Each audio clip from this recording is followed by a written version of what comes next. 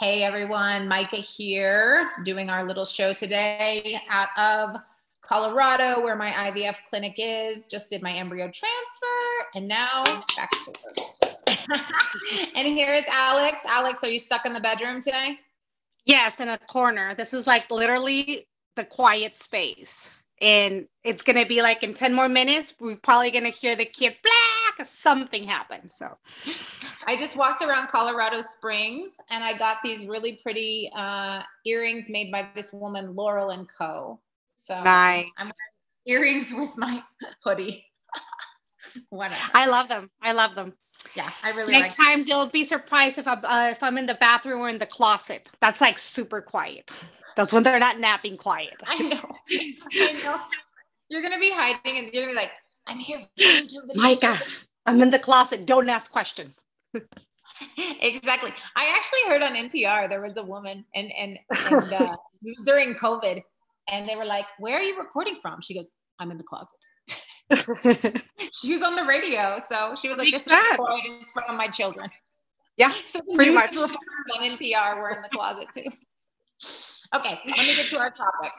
Today, Alex did some research on OPOL, one parent, one language.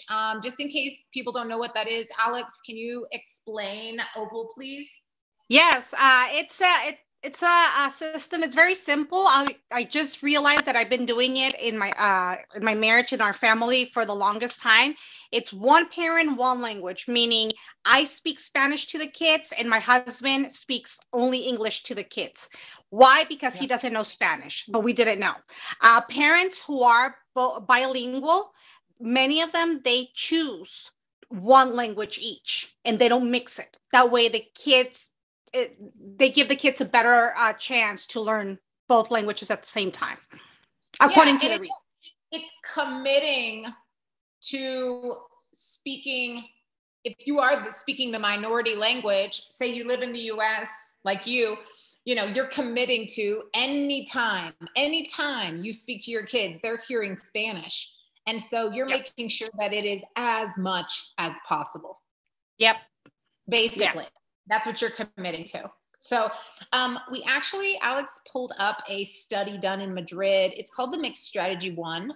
And it's a language strategy for bilingual families. And it's published by Arantxa Ruiz Martin at the University Carlos III at Madrid.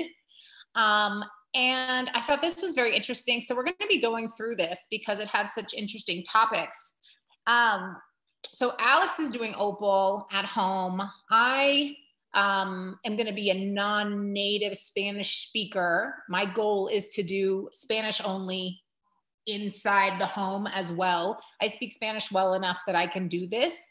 I had another friend, both he and his wife, one of our language teachers, he and his wife both speak Spanish. They're both from Mexico. And they had a rule with their kids. You step across the threshold of their house, and you only spoke Spanish, or they would not respond to you, That's great. Yeah, so pretty intense about that. But Alex, it's easy for both parents to do that. I think it's harder when it's just one, don't you think?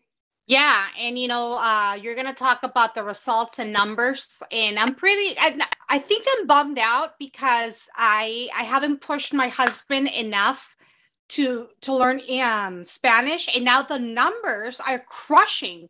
If he would have spoken Spanish, we had a 93% possibility that our kids would be fully bilingual. But since he doesn't, we only have 36%. So no pressure on me. I know my son is fully bilingual, but it's because I send him to Mexico. I'm lucky enough to have, so it's rough.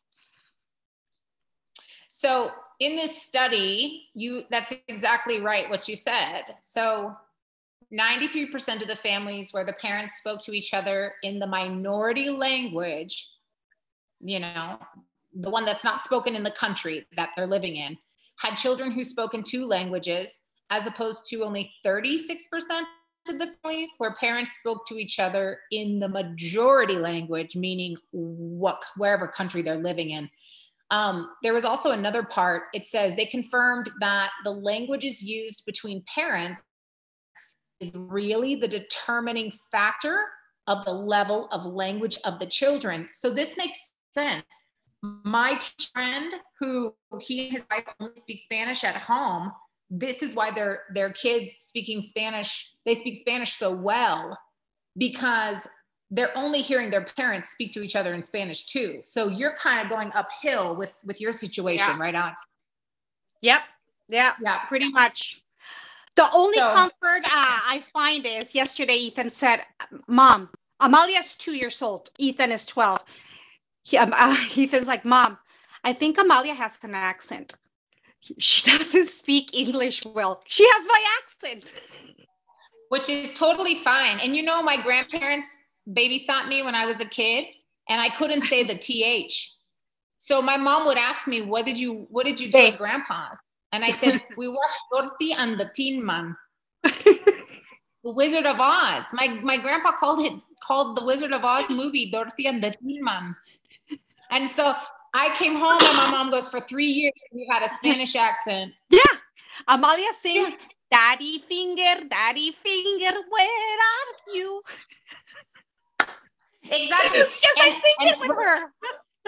Remind the parents, you should not be worried that she'll have an accent later. No, that's the least of what. Actually, it made me feel good because it means that I'm doing a good job speaking only Spanish. That whenever she speaks in English, whatever English she hears from me, it's with an accent. I don't know, maybe. I'm trying to awesome.